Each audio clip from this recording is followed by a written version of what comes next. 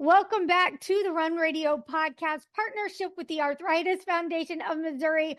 My guest today is Dr. Donica Baker. Welcome.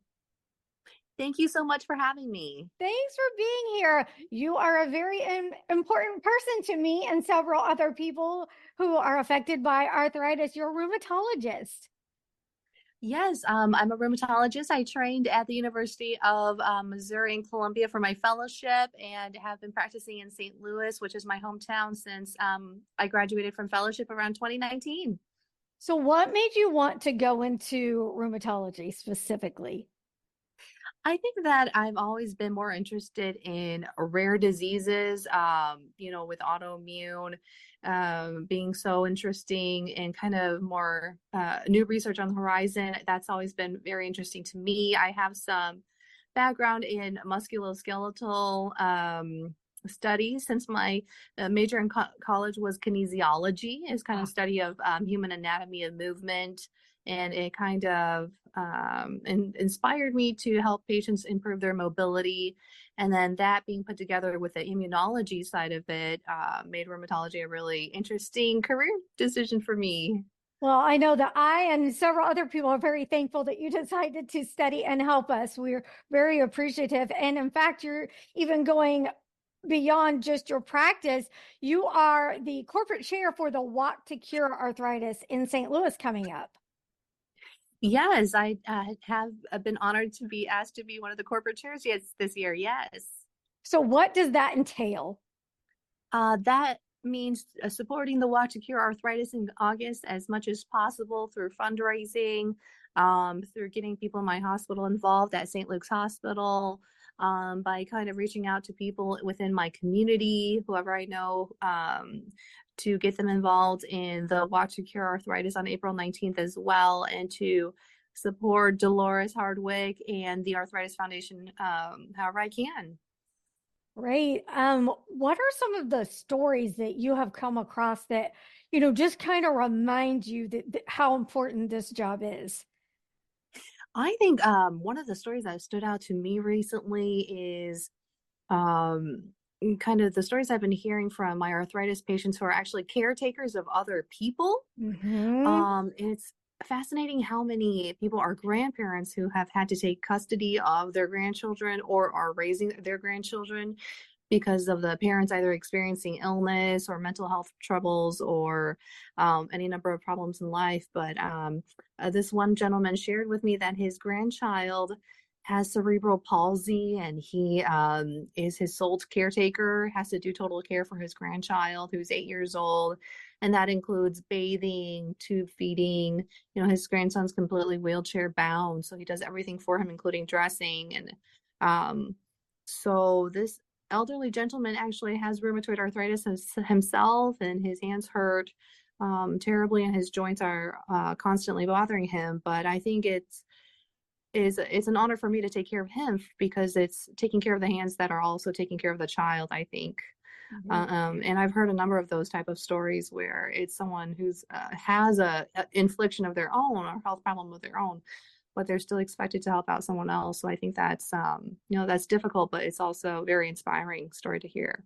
I think it's becoming wider known, more the awareness is finally getting out that it's not just the older population that experiences arthritis, rheumatoid arthritis. It is a whole, young, middle, old that are affected by this. Can you talk a little bit about some of the things to watch for, whatever stage of life you're in, if you think this might be starting to become something to deal with or to get attention? Yeah, I think you're absolutely right. I think it's no longer just, like any classic demographic. I think it's men and women, young and old, any ethnicity.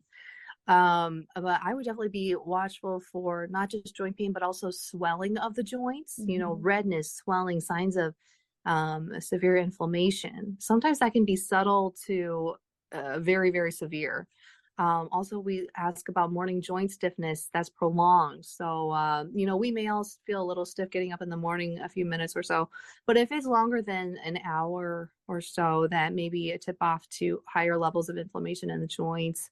Any inability to kind of take care of yourself, or pain that kind of affects your quality of life to a great degree, that you cannot go grocery shopping or get dressed or take care of yourself without pain. I think those are signs that something severe is going on as well.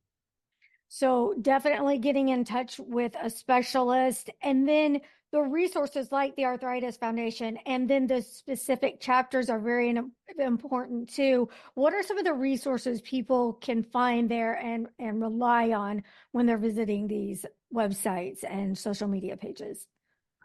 Yeah, I think Arthritis Foundation has a wealth of information. I think that the American College of Rheumatology also has great patient resources. They have a lot of reading information on different arthritic and autoimmune conditions. I actually share a lot of the medication pamphlets from the American College of Rheumatology with my patients. If they're going to start a new medication, I print that out for them straight from the website and share it with them. I think that there are certain patient advocacy websites as well, like rheumatoidarthritis.com and things like that, that have a lot of forums and communities where people can get involved. Fantastic. Now, tell me a little bit about the roadmaps that you have penned. I know you have some on psoriatic arthritis and rheumatoid arthritis. Can you tell me a little bit more about those? Yes, I kind of noticed my patients had very similar questions between them amongst each other, especially when they were first diagnosed. There's so much that they don't know and they have questions about, like what exactly is rheumatoid arthritis versus just regular osteoarthritis. What are their expectations for the future in terms of prognosis or disability? What treatments are available out there, and what are the side effects? So I kind of noticed what questions were people were asking, and I started kind of writing the most frequently asked questions down.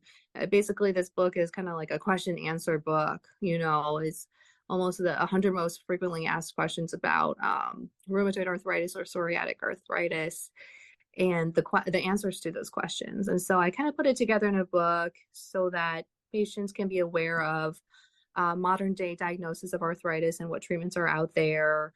And if they want to read more about how the medications work or what side effects they can be expecting, or how the disease itself will progress, it's kind of a roadmap for them, especially towards the beginning of their diagnosis, so they can get an idea of what to expect, or where they're headed, basically, so they don't feel so lost.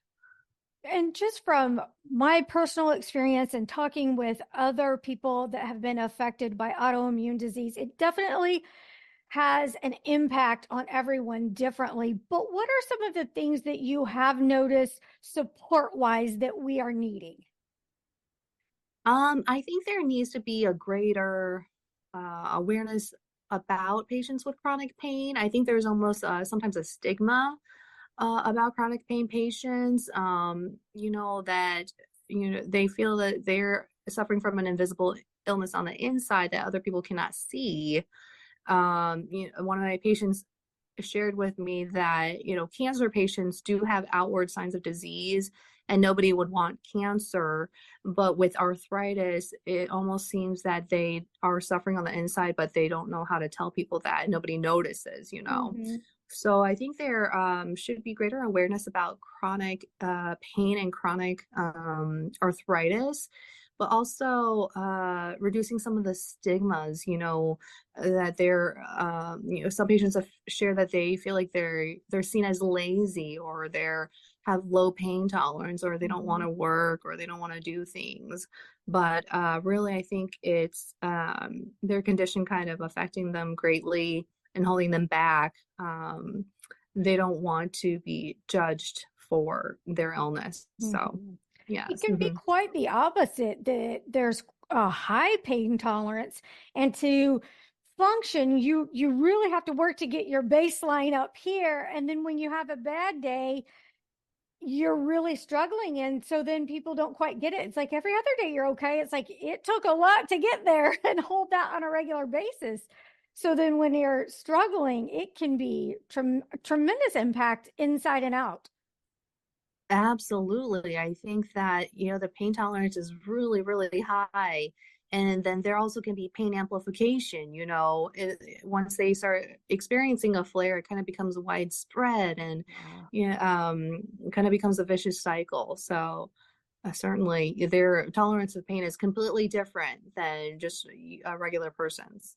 I think definitely and thankfully, a person diagnosed today has a lot more resources available, better medications than back in the day. What are some of the things that you are glad to be seeing shift and some of the things you're hoping for in the future?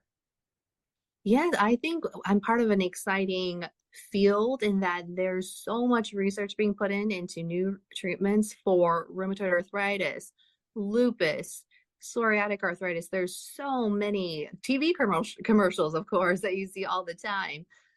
So I'm very excited that there's more treatment options now, such that if someone has a side effect to a medication or cannot take a certain class of biologic, that they have many other options available to them.